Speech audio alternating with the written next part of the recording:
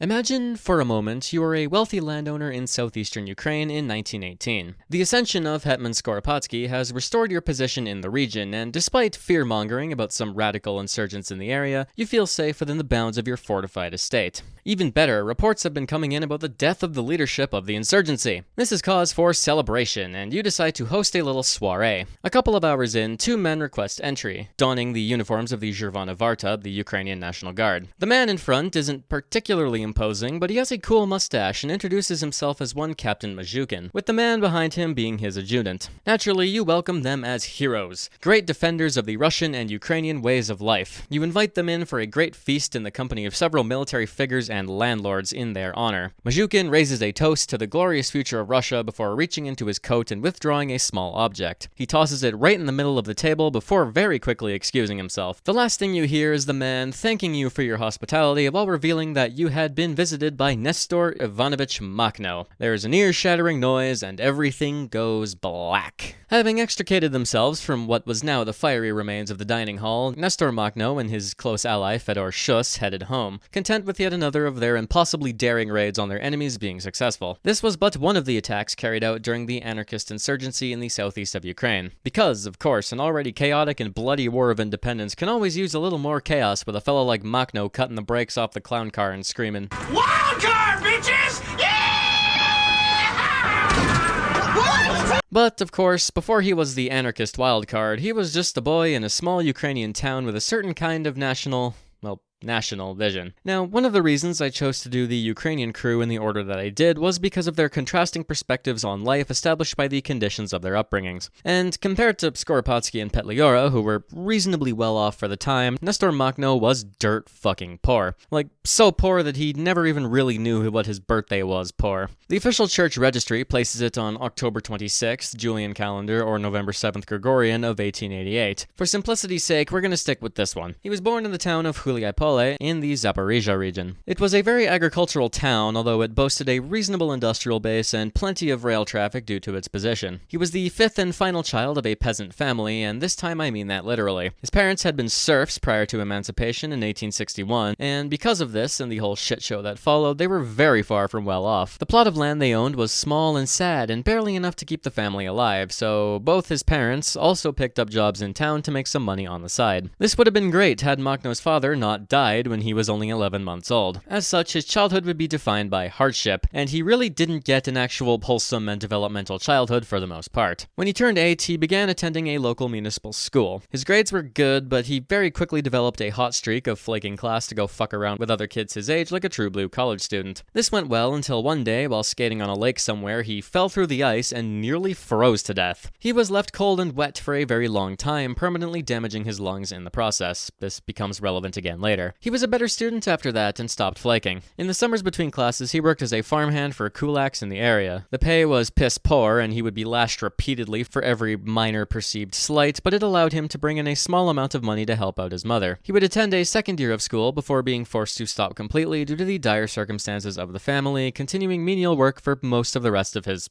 childhood. He did not like this state of affairs. His slave-like treatment at the hands of wealthy property owners saw him develop a deep disdain for figures in places of authority, especially those that mistreated others. This came to a head in 1902 when, as he was watching the estate owner's sons violently assault a stable boy, he elected to act. He grabbed the head stable boy and told him what happened, which resulted in a brawl breaking out and the sons running for the hills. Most of the menials promptly staged an insurrection, which led to an apology and a change of policy from the estate head. This was Makhno's baptism by fire, setting him on a path of rebellion and an absolute seething, primal fucking hatred for those who would abuse their power. He never ended up going back to school, picking up odd jobs here and there to make a bit of money, eventually working full-time on the family farm. This less than stellar life up to 1904 meant that he would naturally be drawn to revolutionary ideologies, as the oppressive shithole of a system he found himself in incensed him greatly. He wanted to help make a change, and thus, when presented with his life and legacy unfolding before him, he picked the third option,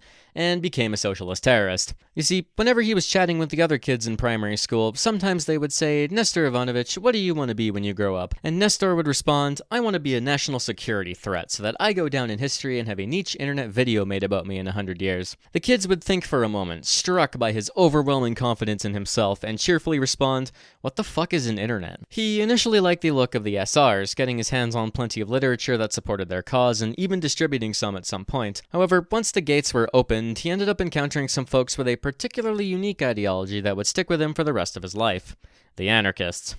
Now, I'm not going to go in depth about anarchist ideology because I can already tell this video is going to be 10 years long, and I assure you there are many places that can explain it better than I can. But the SparkNotes version is that anarchism is an ideology that opposes the existence of unjust authority and hierarchy. This usually translates to oppressive governments, capitalist barons, and individuals in positions of power who exploit that power for personal gain. Anarchism believes in freedom above all and seeks to jump socialism to its theoretical endpoint, a world where systems of oppression do not exist and everyone gets along in jolly cooperation while allowed to do basically whatever they want by exercising their innate free will. No gods and no masters. It generally places focus on communal systems, small communities of unions, producers, tradesmen, farmers, etc. that are free to do basically whatever they want through self-management, that barter and trade with each other, with everyone getting what they need when they need it in a society where everyone is on the same level. These communes would be extremely decentralized and no central authority would exist telling them what to do. All decisions would be made communally using systems of direct democracy to ensure that everyone has their voice heard in equal measure. Heavy emphasis is placed on voluntarism and free association, placing the means of production in the hands of the producers and ensuring that wealth accumulation and hoarding cannot exist. Anarchism also generally advocates for the end of private property and the destruction of capitalist systems of commerce, along with all forms of exploitation and subjugation. They also usually believe in the end of national and ethnic identity, seeing it as an unnatural and artificial imposition by the powers that be to keep the common man divided in petty nationalistic squabbles. As for Makhno specifically, he would basically end up developing his own theory of the ideology on the fly, referred to post-mortem as platformism. Platformism, ironically, calls for a cohesive and far more unitary approach. It favors a centralized revolutionary doctrine and leadership, united collective action and responsibility, and a shitload of militarism for good measure, for purposes of waging a class war. Rather than highly decentralized and uncoordinated communes kinda working together, a platformist program would almost establish an anarchist federation of sorts. Now, obviously, anarchism has its roots in socialism, and most anarchism is socialist in nature, but the term can also be applied to many groups that are not necessarily socialist, but still believe in absolute freedom. As such, anarchism is a whole host of sub-ideologies. Shit like individualist anarchism, which places the primacy of individual freedom above all rather than embracing communalism, and illegalism, which is real goofy and essentially declares that all law and morality is a tool of capitalist oppression. There is also Christian anarchism, which justifies anarchist ideas through scripture and believes that the only true just authority is that of the Lord. Anarcho-primitivism, which is return to monkey. And anarcho-capitalism, which is the estranged, coke-addicted, paradoxical half-brother that doesn't get invited to the family barbecues. These are just a few of the many interpretations of anarchism that exist.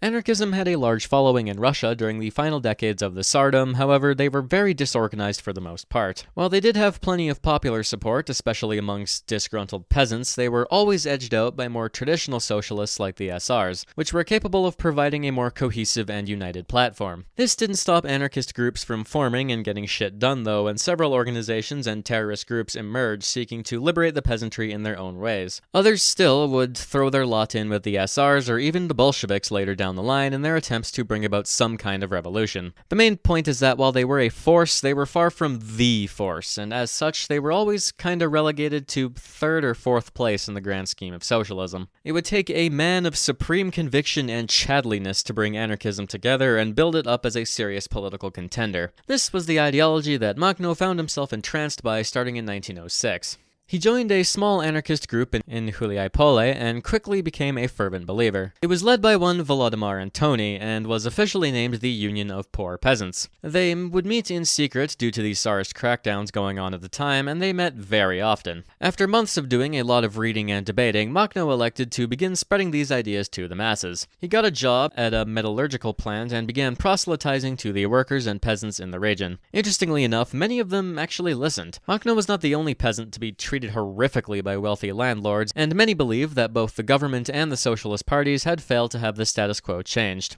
Soon, the little band of anarchists had grown significantly, and they decided to start having some fun. This took the form of expropriations. Basically, they would get a group of guys together, get some guns and hockey masks, and straight up rob some rich people and businessmen. They used the money to fund propaganda efforts and buy guns and shit through Antoni's connections abroad. Other times, these armed bandits would raid estates and either forcibly redistribute their land to peasants or straight up burn them down. For the record, the landlords were allowed to keep some land, but it was an equal amount to that given to the peasants. Many times, Makhno would lead these raids personally, and he would not hesitate to drop some bitches if need be. This would come to be known as the Black Terror, a term that we will see come up again later. This, naturally, pissed the cops right off. A fellow named Karyachentsev was the police chief in the region, and he wanted the anarchists dead. These raids were annoyingly successful, and it was making them look really fucking stupid being unable to prevent them. They did torture some names out of some people, but never had the evidence to actually make arrests. Like what, you're gonna comb through every peasant in southeastern Ukraine? Regardless, the cops did try.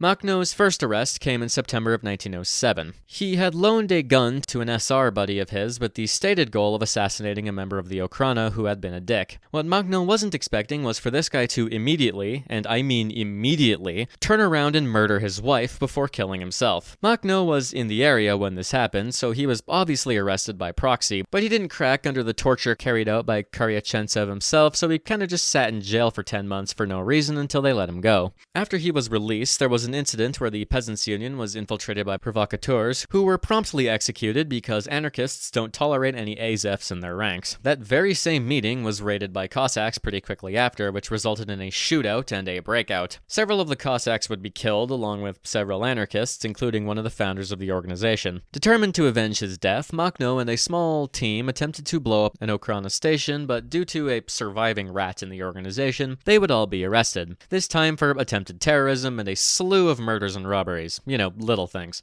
Barely even criminal offenses, honestly. He was shipped to Alexandrovsk, now Zaporizhia, the city, and tossed in prison. After failing to break out, Makhno was put on trial in March of 1910 with most of his comrades and sentenced to death. However, this was commuted to a lifetime of hard labor because he was literally 22 and executing someone who was basically a child was a bad look. In prison, his rather weak constitution combined with this emotional trauma and the general conditions left him constantly ill. He had a mental breakdown, then contracted typhoid, nearly fucking died, then was transferred to an even worse prison in Luhansk for a year, before being sent to another one in Katerinoslav, now Dnipro, for 6 months. Finally, in 1911, he was sent to Butyrka prison in Moscow. Throughout this entire time, he was kept in truly awful conditions. Cramped into small, cold, and damp cells with a dozen other political prisoners, with his hands and feet permanently shackled and cuffed. His only reprieve came in the form of repeated trips to the nurse's office due to his acute respiratory issues and frequent bouts of disease. Despite this, though, he never broke. He maintained his beliefs and personality through it all, making him one of the most well-put-together people to ever exist. This ordeal did nothing to help his unstoppable hatred of authority, however. It was within the walls of Butyrka that he started getting really violent, writing very unsubtle poems about how the masses needed to rise up and slaughter their jailers, so to speak. It is also where he made a point to, if he ever got out, burn down every prison he came across. He remained behind bars until 1917, making nearly a decade deprived of the freedom he wanted to fight so hard for. However, with the February Revolution came a general amnesty of political prisoners, so Makhno was let go. He could barely walk properly due to his years in literal chains, and his lungs hardly worked due to Moscow not exactly being a nice place weather-wise, but he was free. He promptly hightailed it back to Huliapole.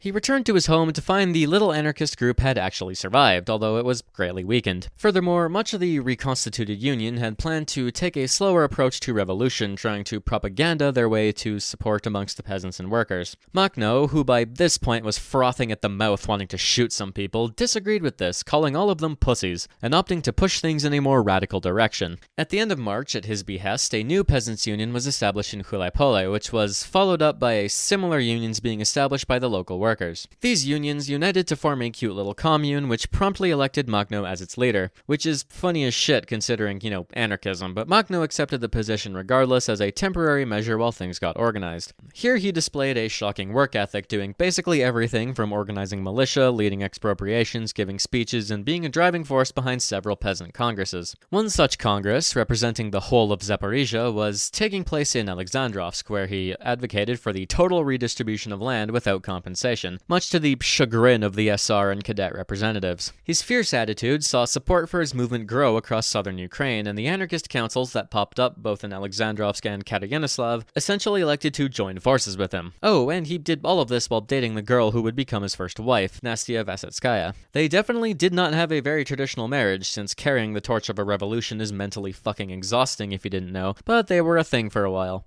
They would have one child, but he would tragically die mere weeks after his birth. The two would separate in late 1918. Now, with some support behind his movement, the anarcho-communist experiment began in earnest. They started by bringing all of the business leaders in the Hulepole area to the negotiating table, and after some subtle threats and some less subtle ones, they agreed to hand control of their firms over to the workers. Nobody even needed to get murdered this time. They then got the boys together and went through the countryside, divvying up the estates of the big landlords, with everyone getting their fair share, including the landlords, who thought it was less than fair, obviously. They couldn't do every estate just yet, but the farming communes they did set up were a good start. They worked out shockingly well, and with some exceptions, everyone got along and agricultural productivity actually increased. There were instances of squabbles and infighting, but that's a part of the human experience. Obviously, there were other issues with this whole thing. Mainly, there was a crippling disorganization of the broader movement, and there was a lot of concern with debate and politicking rather than action. As such, while the movement was large and making good progress, if literally anything tried to take them out, they would probably fold like a house of cards. But surely that won't be an issue in like half a year, right? Things were chugging along until our good friend General Kornilov staged a putsch in August. This spooked everyone because now the country was obviously headed towards an absolute shit show. Thus, a revolutionary defense committee was established and the unions were reorganized into Soviets for purposes of mutual defense and organization. Said shit show came about in October. The Bolsheviks overthrew the provisional government, then the Cossacks revolted, and then the Central Rada of Ukraine declared independence. Makhno was now faced with a conundrum. Who is the bigger problem? The Ukrainian National Republic or the commies? The Bolsheviks were quick to invade Ukraine, and they were allegedly on the side of the workers and peasants, but they were statists and also authoritarian as shit, while the UNR were moderates as a bad trait, and also nationalistic and entirely willing to crush the communes if it meant getting their way. Ultimately, Makhno believed that the Reds were the lesser of two evils, and elected to back them as a matter of revolutionary unity. He would later come to regret this decision. He scrambled a force of about 1,000 militiamen and headed for Alexandrovsk, where he helped beat back a token UNR force along with the Red Guards. The Bolsheviks welcomed the cooperation for now, and even placed him in charge of the city for a while to secure the place. After this, he returned to Hulepole, literally ran a bunch of Cossacks for their foams, then robbed a bank to help finance this whole operation. Things were going great, until, the Germs invade. Since the nascent Red Army had dissolved like the Wicked Witch of the West in the face of Operation Faustschlag, the small Black Army was functionally powerless to do anything about it. The Central Powers' advance was so fast and so effective that Makhno himself was waiting for a train to arrive to take his troops somewhere when he was informed that Hulepole had fallen while he was away. He was out for literally 30 fucking seconds, and during that time, a bunch of Ukrainian nationalists, aided by some disgruntled landlords, turncoats within the anarchist ranks, and the local Jewish defense militia, had arrested the entire Soviet on April 16th of 1918, and had called the Austrians to come occupy the place. An entire year of work to build anarchism was promptly erased basically overnight by the new Hetmanist regime. They also took to shooting the majority of the revolutionaries in the region that didn't manage to escape. Makhno responded to this by having a bit of a gamer moment, briefly considering a retaliatory strike, but he was talked down after realizing that, the Germs are still advancing and they were literally about to kill them. So his partisans withdrew east to regroup, eventually settling in Taganrog for the time being. Makhno himself decided to go around the Russian war zone to see if he could gather any support from other anarchist groups after this. What he found was, unsurprisingly, a complete clusterfuck. His allies in revolution, the Bolsheviks, were doing a whole bunch of authoritarian stuff, establishing the Cheka, purging their opposition, destroying freedom of speech, and a whole host of other fun things, while the other socialist groups seemingly struggled to determine which way was up. The Reds were especially targeting anarchists, and he bore personal witness to multiple instances of partisan groups being forcibly disarmed and having their leadership shot by the Cheka. Thus was the destiny of Bolshevik, quote, social socialism, and he knew damn well that it would eventually be him dangling from a streetlight if he wasn't prepared to fight. For now, though, the commies didn't hate him specifically, so he was able to travel unabated, eventually arriving in Moscow in June. In Moscow, he actually met Peter Kropotkin, one of the founding fathers of anarchism, and they had a pretty nice chat. They talked about theory and application of theory, and they were laughing like old chums by the end. A few days later, he, incidentally, had a meeting with Vladimir Lenin of all people, and they had a much less nice chat. During his side quest to acquire papers to sneak back into Ukraine, he had a chance encounter with Yakov Sverdlov, the chairman of the Central Executive Committee of Soviets, and he was so interested in Makhno that he arranged a meeting with the Big Red One himself. Lenin was very interested in the situation surrounding the Ukrainian peasants and whether or not they understood the Bolshevik program, and whether they were cooperating with the UNR and the Hetmanists. When Makhno responded indirectly that the peasants were drawn to anarchist ideas, Lenin got kinda pissed about this, which sparked a surprisingly civil debate between the two over whether or not anarchism was cringe. Sverdlov was also there. Doing what?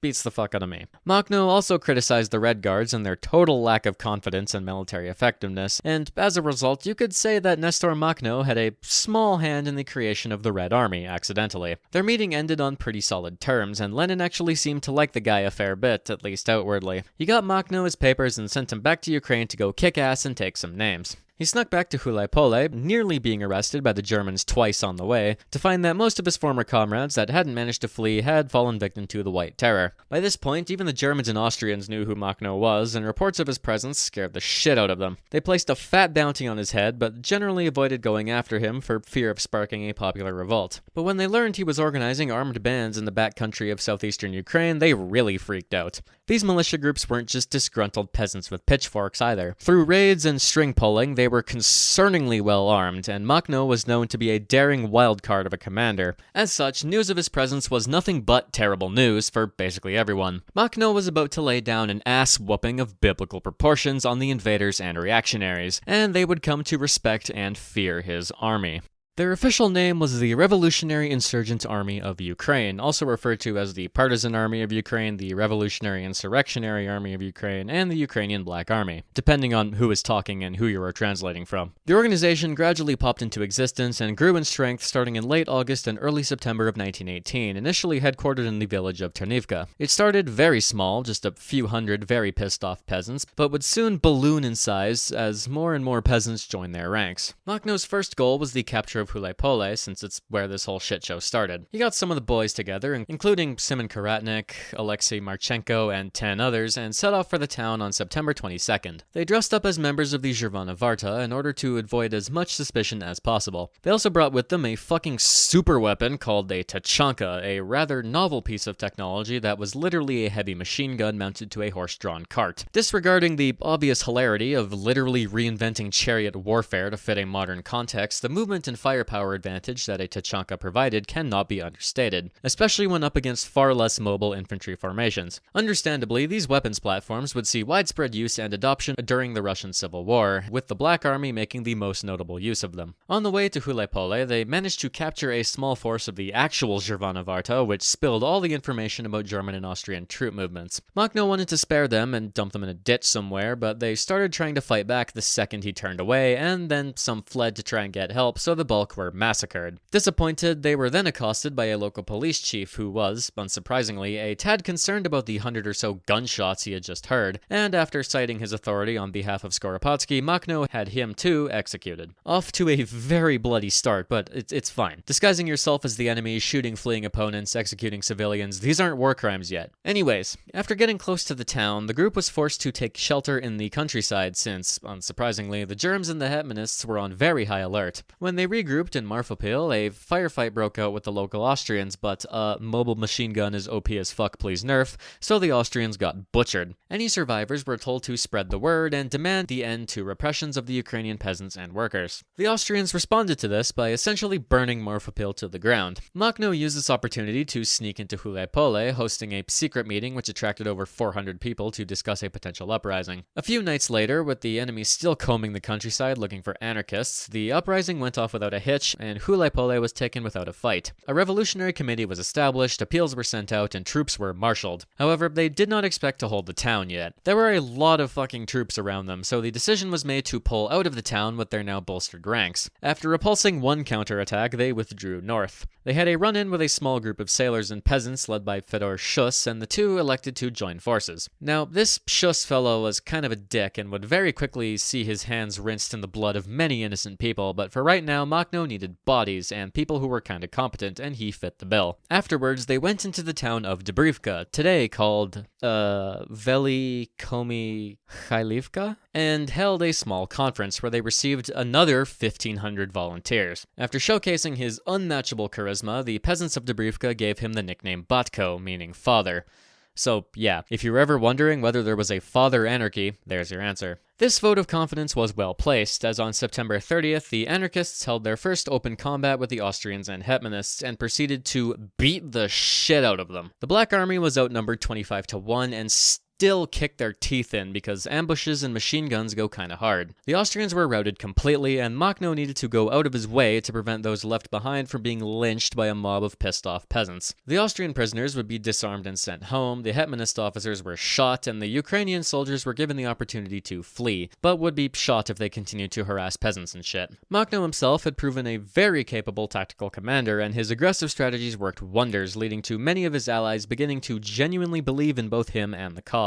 Batko Makhno had become a symbol overnight, and while he disliked being seen as someone of higher status, he understood the importance of someone like this in times like these. Their enemies did not like this defeat. What followed was an escalating series of reprisals from both sides. The Zhervana Varta would hang a dozen anarchists, so Makhno would assassinate their commander and butcher most of their grunts. A landowner would call the Germans to shoot some peasants, so the landowner would get his estate burnt to the ground. Dobrivka was attacked and a big part of its population was executed, so Makhno retaliated by slaughtering collaborators and bourgeois individuals in the region and burning two wealthier villages. As bloody as this all is, Makhno generally opposed wanton slaughter for the sake of it. He killed with purpose, generally for vengeance, and if a wealthy person wasn't directly involved in attacks on peasants, usually they would be allowed to keep existing. There were, of course, exceptions, and Makhno's record isn't exactly spotless. One instance of note actually involves a group we haven't touched on yet, the Mennonites. They are a Protestant group that have their origins in the Netherlands and Western Germany, gradually moving east to escape persecution. They were very skilled farmers, and many who ended up in cities became reasonably well off as merchants and craftsmen. Empress Catherine was a big fan of modernizing agriculture, and recent conquests had left Russia with a shitload of very farmable land, so the government invited settlers to Ukraine, the North Caucasus, and the Volga region. Among them were a lot of Mennonites, who were given ample land, labor, and capital by their new overlords to develop.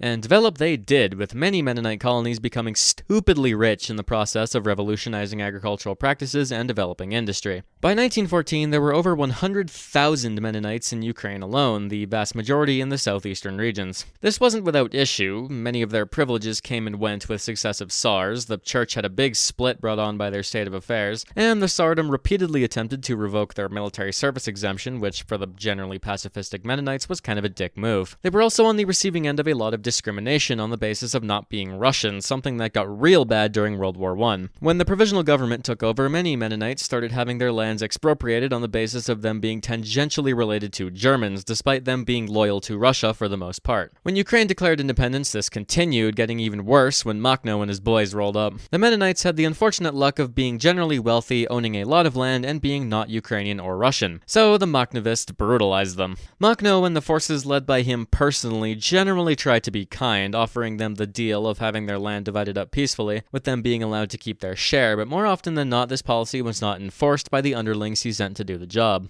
Mennonite colonies were burned and their people often straight up killed. When the Hetmanate took over, they also started getting accused of supporting the Germans again. Some undoubtedly did, because the Germans were not going to kill them, but whether they supported the occupiers or not, they still got attacked. After the Mennonites set up self-defense formations to protect themselves from getting murdered, they started openly fighting with the Black Army on multiple occasions, leading to further strife and attacks on Mennonite civilians. Eventually, after the fall of the Hetmanate, Makhno realized that this was kind of a bad look and started ordering people to lay the fuck off and leave the Mennonites to their thing, but in many cases this was ignored by his troops once again. We're skipping ahead a little bit here, but the repression culminated with the Eichenfeld massacre in October of 1919. Despite Makhno explicitly ordering his troops to not attack the Mennonites and to give them the freedom to practice their faith, the colony of Eichenfeld was viciously sacked. All landowning men were executed and their firstborn sons along with them. The women were victims of numerous sexual assaults and many were outright killed. Their homes were looted before being burned to the ground. This massacre sparked several others through November and December, leading to the deaths of several hundred Mennonites in those 2 months alone.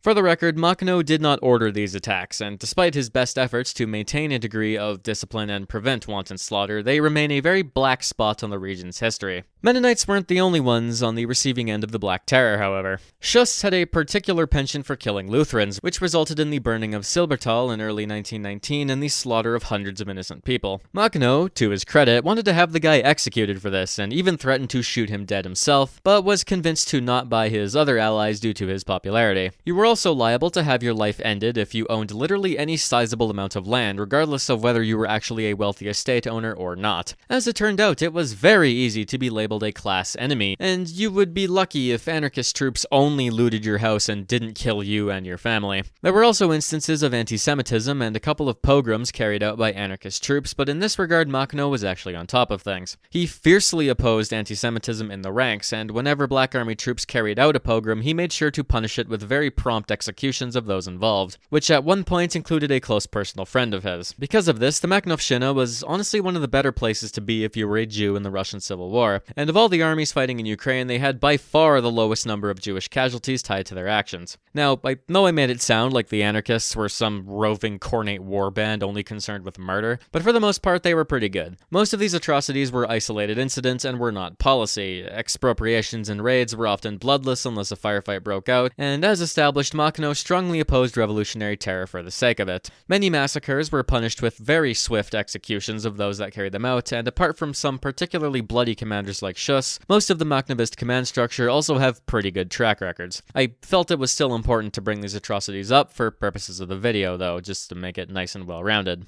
Anyways, Makhno would be almost fucking assassinated 4 separate times when his guard was down during the last couple of months of 1918. Twice when misjudging Austro-German forces, once by a bunch of Cossacks on a train that he had stopped, and once during a bar fight and shootout by a bunch of people who thought he was a Hetmanate spy. All 4 times narrowly escaping death. Despite the occasional setback though, by November of 1918, most of the region around Huliaipole had fallen to the anarchists, who now numbered in the tens of thousands. This necessitated the creation of a general staff and the organization of the partisan warbands into an honest-to-God modern military, complete with chain of command, enforced discipline, and structure. This doesn't seem very anarchistic from the outside, but Makhno and his allies were idealistic, not fucking stupid. It's one thing to establish an anarchist commune, it's another thing entirely to defend and protect 300 of them. Until such time as the region stopped being a war zone, a powerful military was basically mandatory, and thus the anarchists made an exception in their hierarchy and authority bad belief.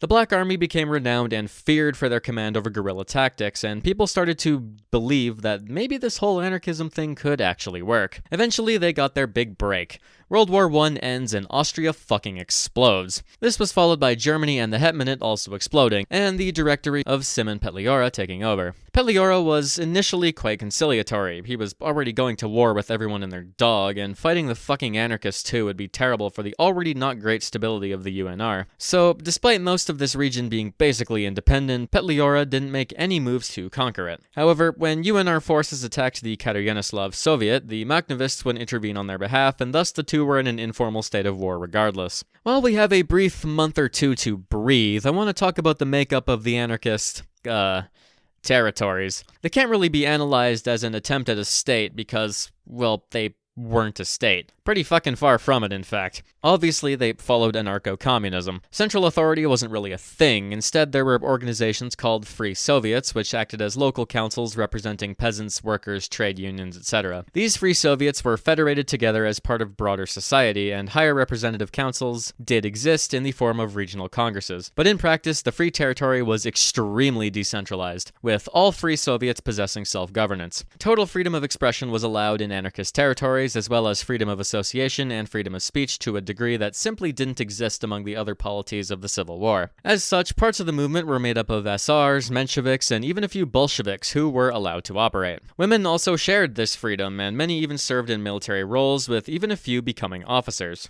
Everyone who could use a gun was encouraged to own a gun for purposes of self-defense. Real power, quote-unquote, came from the Military Revolutionary Council, which was the civilian body representing the Black Army, and technically was the closest thing the place had to an actual government, but it avoided intervening in Soviet affairs, instead acting as a purely advisory body. Furthermore, all officers in the Black Army were elected, as was Cossack tradition, and formations were composed entirely of locally raised volunteers, which limited the power of any one person. The vast majority of land and industry was owned and operated by those that labored, and the economy was very market socialist in nature. It kinda worked, but it also kinda didn't, because it was half built on bartering and half built on the various currencies used in the region, causing a whole host of issues with inflation and economic chaos. They even printed their own currency at one point, but it was about as useful as you might expect an anarchist currency to be. Had the Free Territory survived, it's likely this would have been ironed out somehow, but we just don't know, unfortunately. Many of Makhno's ideal policies simply couldn't be implemented, and generally defense of the revolution took precedence, leading to things like currency being tolerated by virtue of being something that everyone knew how to use. This ragtag group of Free Soviets came to be known as the Makhnovshchina to outsiders, named for its most esteemed member, but the anarchists usually would have just called it the Free Territory, because tying your entire movement to one guy is kind of a bad look. For the time it existed, it was definitely one of the not states of all time. Similar to both the Hetmanate and the UNR, it just didn't last long enough to really judge it as an effective,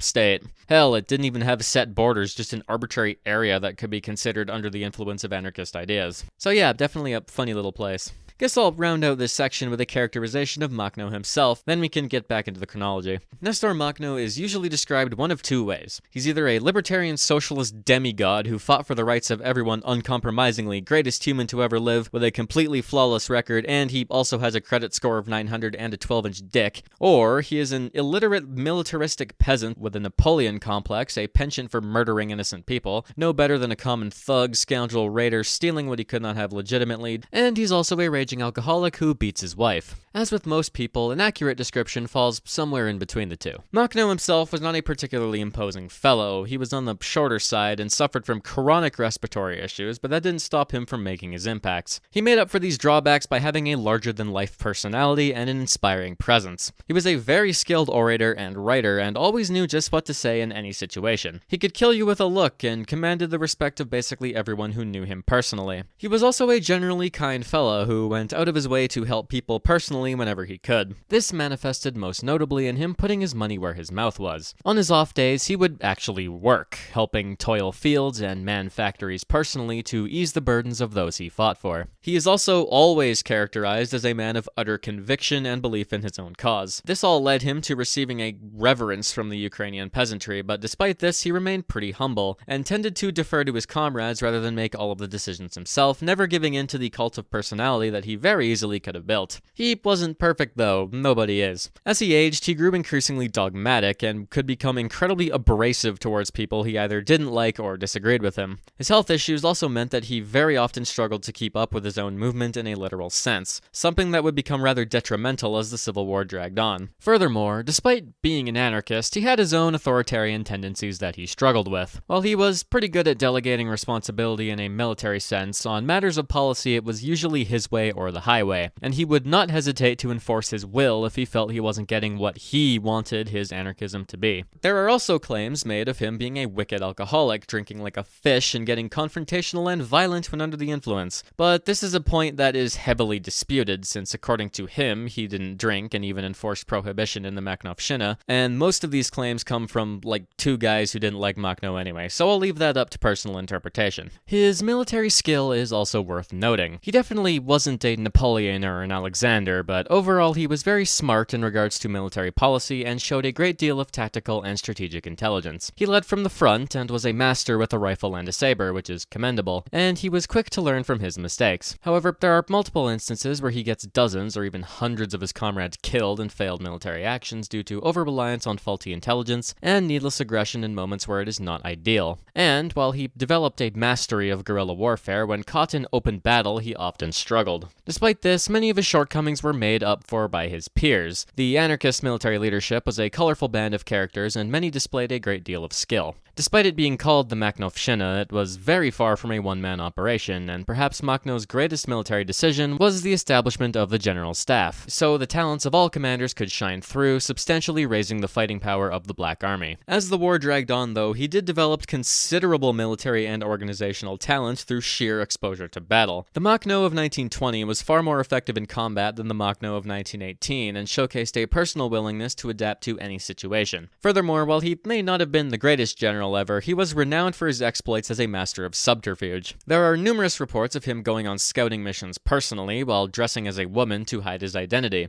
Anarcho-femboyism is real, you must suffer with this eldritch knowledge. And this wasn't even like an isolated incident, he did this all the time. He was apparently very adept at doing his own makeup, too. There was even one instance where he disguised himself as the bride at a wedding so he could jump a bunch of people. This means he gets to join the prestigious, maybe kinda bisexual club with Francis Parker Yockey. And before you say anything, yes, I am aware that this joke borders on historical revisionism. I simply do not care. Anyways, as showcased by the story I began this video with, he would also lead incredibly daring operations himself and fuck some people up. His ability to utilize seemingly mundane things as cover for military operations, and his revolutionizing of guerrilla warfare, made him a force to be reckoned with. Overall, Makhno is, as usual, complicated. Who'da fucking thunk it? Finally, in late 1918, Makhno would meet his second wife, a schoolteacher named Helena Kuzmenko. Apparently, it was love at first sight for Makhno, and apparently he literally went into the school where she was teaching, pulled her aside, and basically declared that she would be his wife. The first thing he did was hand her a revolver and then quit her job for her after a lengthy conversation. And apparently, she was fine with this. If that's all it takes, then fuck, I'm going about things all wrong. The two were never formally married, which pissed off her father, but that was solved by Makhno threatening to execute him as a counter-revolutionary traitor. You know, perfectly normal and healthy way of resolving a dispute. Her father was eventually murdered by the Bolsheviks, which Makhno responded to by sending Shus to go slaughter them as recompense, so I suppose he loved his father-in-law at the end of the day.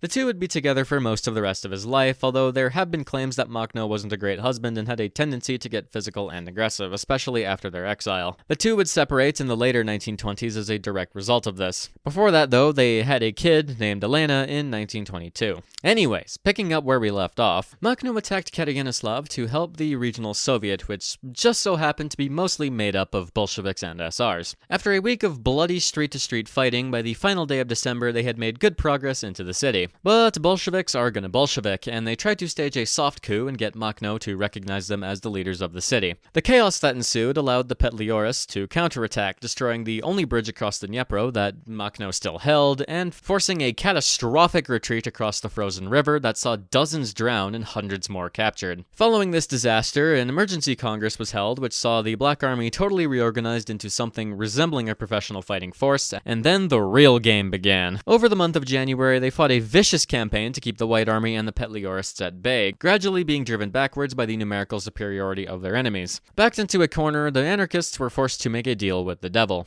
On the 26th, Kerygenoslav would be taken by the Bolsheviks, followed by much of the eastern Donbass region, prompting a very strange alliance to form between the Black and Red armies. The Bolshevik leader in the area was Pavel Dybenko, and he promised a bunch of shit for the anarchists, as well as regional military autonomy, on the condition that the anarchists absorb themselves into the Red Army. This placed Makhno as a direct subordinate to Dybenko, but on paper he still had reasonable autonomy. In February, another congress was held in Huliapole, where it was resolved to ally with the Reds, but resist any and all attempts to impose their authoritarianism on the Free Soviets. Makhno supported this integration on the virtue of revolutionary solidarity, but mainly because the Bolsheviks promised them a shitload of guns and bullets. Makhno was at the helm of an army of over 80,000 by this point, but less than a third of that number were actually combat capable with enough ammunition to cause actual damage. So he accepted Bolshevik help, but still went out of his way to resist them if they tried anything funny, which included telling Dybenko to go fuck himself on multiple occasions. Furthermore, attempts to impose political commissars and Cheka detachments on the anarchist brigades were met with violent backlash, very likely sparing them of future liquidation. Of course, though, Bolsheviks are gonna Bolshevik, and Makhno held up his end of the bargain far more than the Reds held up theirs. The anarchist battalions distinguished themselves greatly, pushing on all fronts and taking swaths of territory in the south of Ukraine, and valiantly holding off White Army counterattacks, often with little support from their supposed superiors. The Bolshevik propaganda network would respond to this by singing Makhno's praises whenever they could to keep him on their side. Except this was a lie. And local Bolshevik papers in Ukraine took the piss out of him and the anarchists at every possible opportunity. Furthermore, the guns and ammo he was promised never really showed up, and thus the anarchist brigades were constantly short of anything useful, severely hampering their fighting capability. There were also other instances of Bolshevik formations doing really stupid shit, usually involving panicked retreats for no reason, which caused heavy casualties for the anarchists by leaving them to die. Overall, partnership wasn't looking so hot at the moment. Regardless, there were some in the Bolshevik ranks that were more willing to cooperate than others, one being that Vladimir Antonov Ovsienko guy that I talked about last video. He made a visit to Huliapole in April of 1919 and had a fun chat with Makhno about the goings-on in the region. They talked about the battles to take Mariupol and Taganrog and the continued resistance of the UNA and other fun stuff. The two seemed to get along okay, even with Makhno screaming, "Where is my fucking ammunition?" repeatedly. After Antonov Ovsienko left, he made a note that essentially said, "The Makhnovists are doing nothing wrong, please stop attacking them, and somebody please get this man a gun." He respected the dedication and effectiveness of the Black Army battalions and went on to advocate for them until their alliance broke down later down the line. After this, a fellow named Grigoriev enters the story. He was the biggest snake of the Russian Civil War, leading a large force of partisans, red bandits, that switched sides every chance it got. He betrayed the Russian army, then the UNR, then the Hetmanate, then the UNR again, and then the Bolsheviks twice. Under the Reds, he was fighting with the Entente intervention forces in the southern Ukrainian ports, directly defying orders by taking them over and then ransacking them.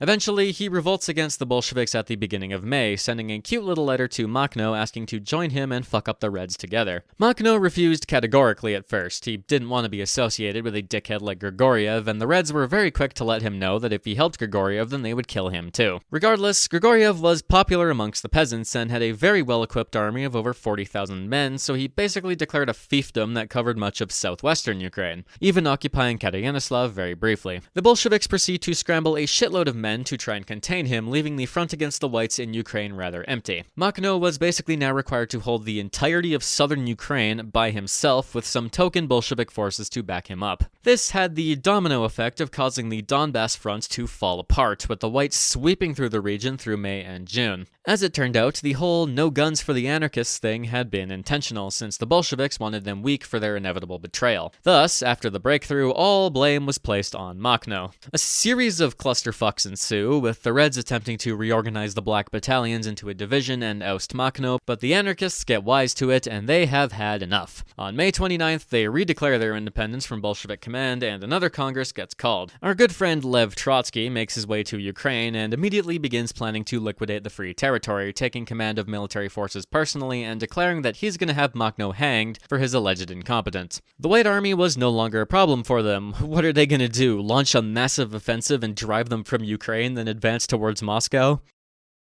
So, problem. Butterfly effect of giving the guys holding the South together no guns and betraying them is that they can't hold the South together anymore. After a series of battles over Donetsk, the Makhnovist front collapsed under the weight of Andrei Shkoro's Cossacks. By the end of May, the whites had taken Mariupol, the entirety of the Donbass, and even Huliapole itself. Despite the Bolshevik propaganda claiming the anarchists were cowards and incapable of fighting, they fought valiantly in hopeless situations against the whites. Furthermore, Makhno, let it be known, was not a bad guy. Kinda to his own detriment. So, when Klim Voroshilov was sent with a Cheka detachment, and their train got attacked by the whites, Makhno saved their lives. Voroshilov did not return the favor, and had a part of Makhno's staff shot when he caught them. Like I said, detrimental. But his being a decent guy saved his life too. When the anarchist regiments placed under Bolshevik commanders learned of Trotsky's orders, they revolted and placed themselves under their Batko's command. The revolution would not die here. Trotsky did not realize the extent of his fuck-up until June, when the whites, kept going. They ransacked Huliapole and the surrounding region, then advanced through Zaporizhia, basically unopposed. As the whites advanced, looting, mass rapes, and pogroms followed, with any peasant or worker trying to resist being butchered without remorse. The Bolsheviks folded completely, with the whites taking Kharkiv, Alexandrovsk, Katerinoslav, and eventually Kiev through July and August. As such, the Makhnovshchina had been essentially dissolved for the third time, but considerable partisan activity continued. This made Makhno the head of a few thousand men and a huge column of refugees fleeing west towards the lands of Grigoriev. He did not like Grigoriev. Grigoriev was directly carrying out pogroms and generally was a shit person, but he still wanted to ally with Makhno. In July, the two parties met up to hammer out an agreement. Grigoriev probably thought he was hot shit, but he failed to account for Makhno and his boys being pretty based. On July 27th, a rally was held in the town of Sentovo. After Grigoriev spoke and called for an alliance with the Whites to destroy the Bolsheviks, one of Makhno's close allies, Alexei Chubenko, got up and publicly roasted the guy, calling him out for his anti-Semitism and his willingness to sell out to the reactionaries. Grigoriev got up in Makhno's face later about this, but before he could draw his pistol, Chubenko beat him to the punch and shot Grigoriev dead on the spot. Thus, the Grigorievshchina dissolved immediately, and Makhno absorbed much of his partisan army into his own, although many were either kicked out or shot for looting and anti-Semitism. Makhno elected to focus on the Whites for the moment, successfully negotiating another truce with Petliura for a time. It was here where Makhno's military skill came into its own, and the Black Army harrowed the Whites on numerous occasions, stealing many thousands of pieces of equipment and shattering entire divisions. Makhno was in his element in guerrilla warfare, and his cavalry and tachankas sowed fear by being able to appear from anywhere. However, every defeat was stinging. By mid-September, facing several setbacks and forced on their retreat once again, they nearly reached their breaking point. They were simply running out of ammo, and they were struggling to care for their wounded. The Black Army was exhausted and found itself surrounded on three sides by two separate White armies near the town of Uman. These Whites were veteran, well-equipped troops that outnumbered the Anarchists nearly 2-1, but there was nowhere else to run. If this was their time to die, then they would die standing. Makhno declared that they would hold the Whites here, and if this was to be the end for the anarchist experiment, then by God it would be the greatest ending in history. The Black Army troops dug in around the village of Pereganovka, with ground changing hands several times. Makhno had correctly surmised that the makeup of the area played to his advantage, with the village all but surrounded by forested hills and penned in between two rivers. After days of vicious fighting over the high ground, the Whites were nearing total victory, and they got confident. So, when a small detachment of anarchists launched a feigned attack in the early hours of the 26th of September, they were beaten back and pursued aggressively. The White forces broke into the streets of the village itself, and brutal close-quarters combat ensued. Every member of the Makhnovist staff and medical corps, including women, were fighting, weapons in hand. But just when all seemed lost, their Batko appeared. He had fucked off the night before with his elite Blackguard cavalry waiting for the perfect moment to launch a counterattack. Makhno outflanked the Whites, drew his saber, and personally led a charge that invigorated the defenders. What ensued was nothing short of a massacre, and a sure win for the Whites turned into a chaotic and disorderly retreat. Those that fled were aggressively pursued and cut down by the hundreds. This defeat proved utterly cataclysmic for the White movement as a whole, with upwards of 10,000 dead and 5,000 captured, with the White Army in Ukraine being all but annihilated in a single week. Some, including multiple White officers present at the battle, even go as far as to claim that this is the battle that decided the entire Russian Civil War. Capitalizing to the utmost, in 10 days the Anarchists had retaken the entirety of southern Ukraine. This destroyed Denikin's supply lines rather completely and forced him to divert badly needed troops from his Moscow offensive, at least in part causing him to flounder at the gates. In effect, the White Army had been hoisted by their own petard. Their attempts to destroy the Anarchists and reoccupy Ukraine had doomed their cause. Well, that and Denikin alienating literally all of his allies, but different video. Regardless, Nestor Makhno was more than willing to watch them crash and burn. However, as we have come to expect, handing a victory to the Bolsheviks was a double-edged sword. They had traded one villain for another.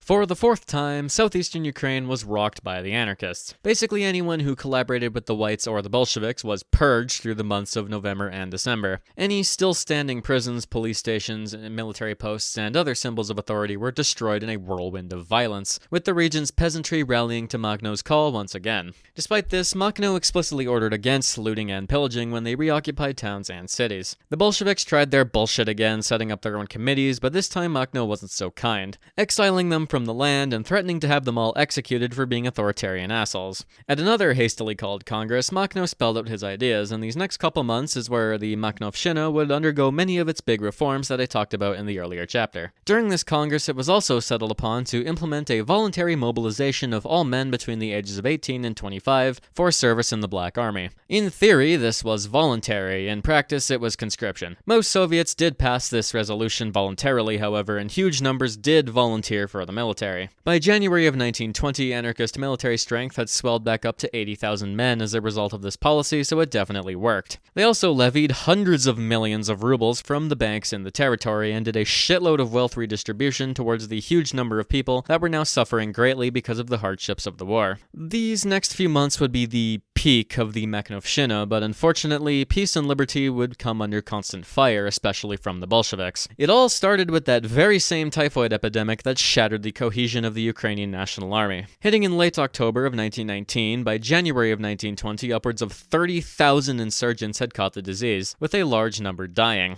Makhno and his entire general staff were also hit, severely straining the Batko's already weakened health. He nearly fucking died and was in a coma for 10 entire days in early January. Because general disease cares not for ideological lines, the Whites were also struck hard, causing their attempted defenses against the Bolsheviks to crumble even further. The Reds were not spared, and in many instances they were hit the hardest, having entire army groups completely crippled by the disease, but they had the manpower to replace those that succumbed and the resources to more effectively slow its spread. Overall, typhoid would claim between 2.5 and 5 million lives across the lands of the former Russian Empire between 1918 and 1923. Ultimately, the Reds waited for no one and fought through the disease to hammer the lines in all directions, choosing to especially target Makhno. The epidemic forced the Black Army to withdraw from many eastern regions, which the Bolsheviks took over and started doing Bolshevik things. Intent on wiping out the anarchists permanently, they issued an impossible demand in early January. Anarchist troops need to be reabsorbed into the Red Army and go invade Poland. When the Makhnovists inevitably disagreed with this, because let's be real, who wants to go invade Poland, it gave them every excuse to start arresting and disarming anarchist groups again. Makhno himself, still bedridden, was saved in the nick of time by his allies, who managed to slip him out of Huliai-Pole after word spread of an impending Bolshevik raid. New commander of the Ukrainian theater, Alexandre Yegorov, then ordered the Makhnovshchina liquidated fully, with the Cheka rolling through towns and villages and slaughtering everyone perceived to be even slightly a threat. This usually translated to anyone who owned a gun, anyone that was once a part of the Black Army, and in some cases, anyone who had the audacity to be male and capable of resistance. Everyone shot also had their families shot for good measure. Through 1920, the Bolsheviks would murder tens of thousands of people in southeastern Ukraine. Such is Bolshevik justice.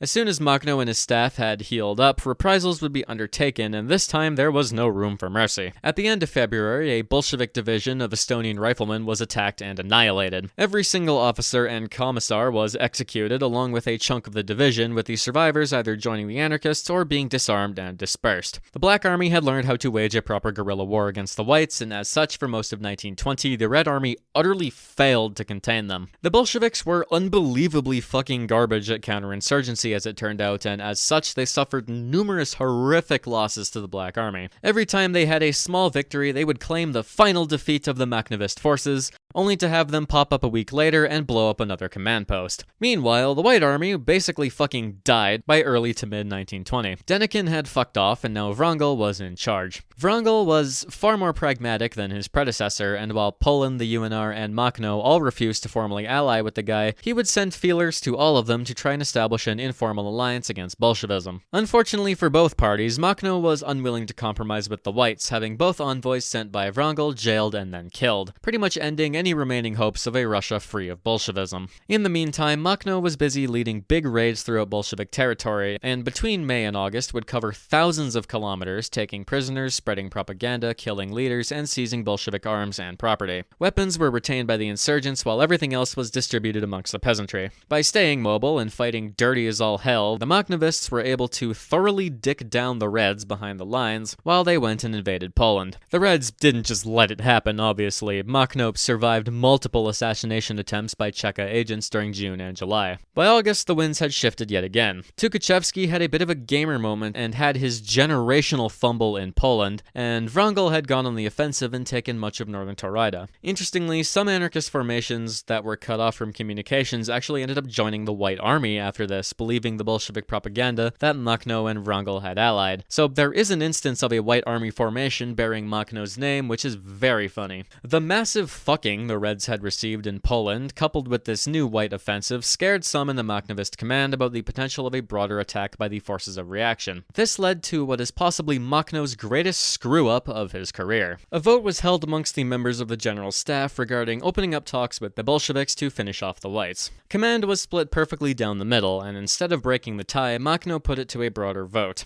It was very close, but the majority narrowly voted to ally with the Reds against the whites. Makhno was a man of principle, so he abided by the democratic decision, but he would later say that he disagreed with it, and not overruling it was his biggest mistake. So, talks were had, but not before several Red Army units were obliterated in early September, and on October 2nd, hostilities between the two ceased by order of Michał Frunz, the new commander of the front against Wrangel. Regardless, all that matters is that they had signed their death warrant, they just didn't know it yet. Ironically, the agreement was very, very advantageous to the Anarchists, securing the release of many of their number and recognizing them as an actual force in the region, but this was destined to not last. The final battles against Wrangel were pretty simple. The Makhnovists continued to display a great deal of military skill and had a pretty constant string of victories. Makhno himself had ended up shot in one such battle and would be wounded to the point of needing to be carried around in a stretcher. By the end of October, the Anarchists had taken Tokmak, Mariupol, and Melitopol, but Frunz was intent on grinding them into the dust, forbidding them from resting and repeatedly ordering Black Army troops into battles that were absolutely going to be slaughterhouses. The commander of the Anarchists, Simon Karetnik, was able to brute force his way into the Crimean Peninsula after several brutal assaults and spearheaded the Red attacks through it. The Whites finally broke and staged naval evacuation as Karetnik was entering Simferopol. Sevastopol fell on November 15th, and with it went the White Army in Russia. One of Makhno's aides apparently reacted to this by declaring that the agreement with the Bolsheviks would last no more than a week.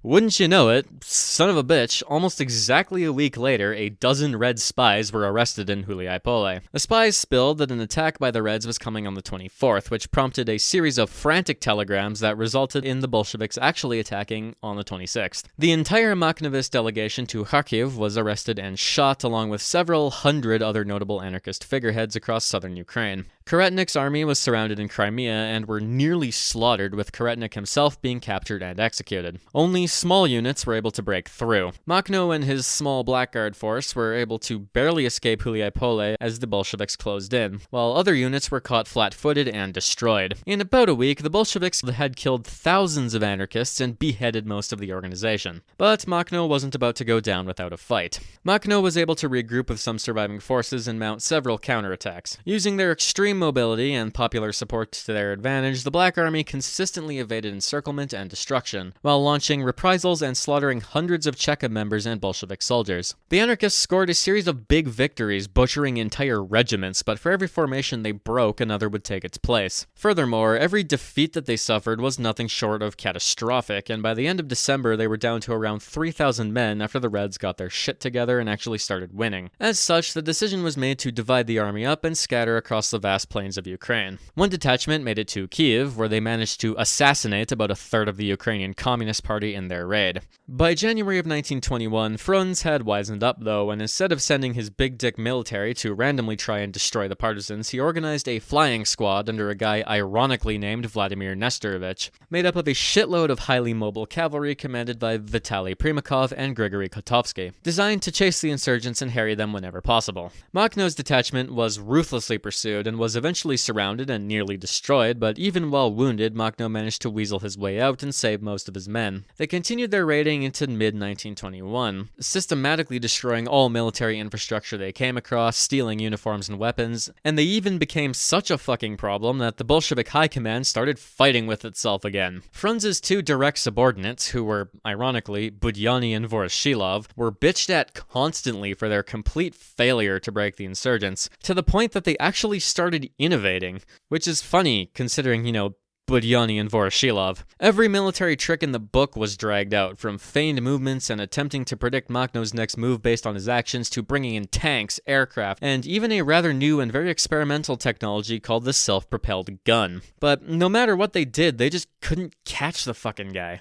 Eventually, in late March of 1921, Makhno was shot in the gut during an engagement and was gravely wounded, after which his now small unit was nearly wiped out again, but thanks to some insane bravery, once again Makhno escaped. In April, Makhno and Budyani actually had a direct engagement. As the story goes, Budyani decided to be brave and rode ahead with his cavalry and some armored cars, not realizing that his opponents were prepared for him, and after Budyani came under heavy fire, he turned tail and ran like a bitch. This little event resulted in the complete destruction of 1st Cavalry Army, if you remember them from the Piłsudski and Tukhachevsky videos, as they were wrecked by desertions after this event and were later disbanded. At the end of May, Makhno attacked Kharkiv, but due to the sheer number of Red troops, he failed in this endeavor. Later in June, the partisans suffered a huge defeat near Poltava, losing upwards of 1,500 men, but once again the Reds failed to break them completely. This was the breaking point for Frunz, who was nearly killed in the fighting and was promptly removed from command temporarily. As a small side note, during several battles in July, a certain Nikita Khrushchev made a name for himself as a part of the efforts against Makhno. But I'm sure his story is boring and ends pretty soon after, though.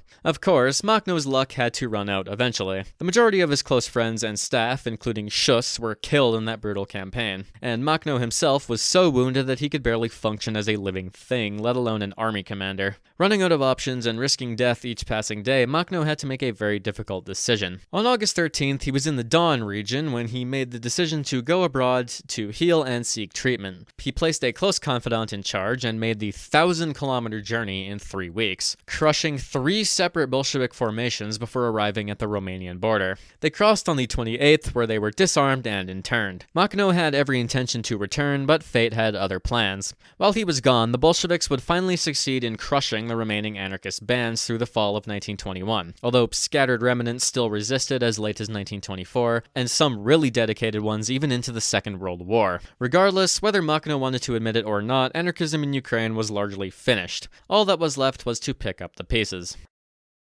The Bolsheviks, not about to acknowledge that they had been fought to a draw by what was essentially a bandit warlord, immediately complained to the Romanians and tried to have him extradited. Romania, being based, told them to fuck off. Realizing that he really couldn't stay here, Makhno sent a request to the staff of Petliura, of all people, asking to come to Poland and join forces. Petliura's ambassadors said that they would need to abolish the anarchist bands and absorb them to do this, which was something Makhno wouldn't agree to, but it was worth a shot anyway. Makhno decided to go to Poland anyway, escaping their internment, making it to the border, and being interned by the Poles. Some politicking ensued, ending with the Soviets forging some documents claiming Makhno was staging an uprising in Galicia, leading to his arrest. In October of 1922, Makhno's wife also gave birth to their only daughter, Elena. Makhno sat in jail for over a year, going to trial in November of 1923. He defended himself eloquently, and everyone kinda knew the charges were bullshit, so he ended up getting acquitted. He moved to Poznan, then Gdańsk, where he tried to fake papers to get into Germany, where he was arrested pretty soon after. During this time in prison, he was struck by bouts of tuberculosis, and as such was sent to a hospital which he would escape from. Eventually, with the help of some German anarchists, he made his way to Berlin, then to Paris by April of 1925, where he would settle for the rest of his life. His life in Paris was far from idyllic. While the local anarchists were very kind and offered to shelter him while he got on his feet, he didn't speak French, and he had a very hard time learning it. He was also constantly struggling with health issues, and he never had enough money. His relationship with his wife also fell apart, and the two separated pretty soon after they got to France. He took odd jobs here and there, but mostly made his way by writing and publishing articles in anarchist papers. His mental health also seemed to decline very rapidly along with his physical condition, and he got very icy and hostile towards many people, including former comrades of his. Any slight critique of his ideology or personhood was seen as a personal attack, and he did not hesitate to drop friends and colleagues over the slightest provocation. This is also where his drinking allegedly picked up. His once powerful appearance and personality had been reduced to a mere shell of who he once was, broken down by years of constant stress and combat. He also wasn't free from controversy. For one, the Petliura story seems to change every time I read it from somewhere different, but what is confirmed is that Makhno tried to talk Schwarzbard out of assassinating him at some point in the month of May. This obviously came up at the trial and caused a bit of a shitstorm amongst the media, because media gonna media, and even led to a Jewish author publishing a very funny book that claimed Makhno was a savage animal that only liked the Jews because his wife was Jewish. A true writer never lets stupid bullshit like facts get in the way of a good story.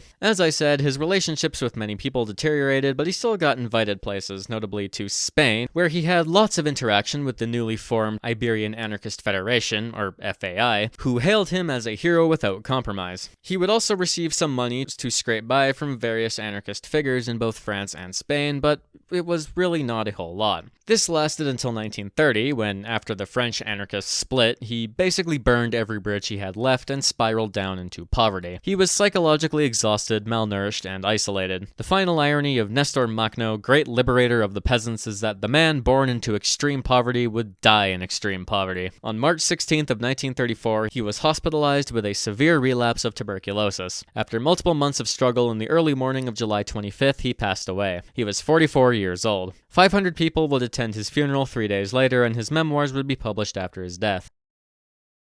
As with everyone else, Makhno maintains a complicated image and legacy. I would be tons of fun at parties if I ever got invited to any. In death, he was very much lionized by certain parts of the anarchist community, and his name and likeness would appear at various points throughout the 20th century, attached to other anarchist movements. As you may expect, the communists were much less appreciative of the guy, and he was absolutely dragged through the dirt by Soviet historiography and media as a bandit, a thug, and a traitor to the revolution. Even more so than someone like Petliura. All of his surviving family would be persecuted, and everyone left in Ukraine were victims of constant harassment, while his wife and daughter would be sent to a concentration camp during World War II, and after being freed were promptly deported to gulags by the Soviets for the crime of even being close to the guy. In Huliaipole, Makhno became a sort of folk hero, having a statue and a permanent museum exhibition dedicated to him. He also achieved status as a national hero to a degree, coming to represent freedom for the entire nation. He had a commemorative coin bearing his likeness minted in 2013, being the first anarchist to appear on a state-issued coin, ironically enough. As well, small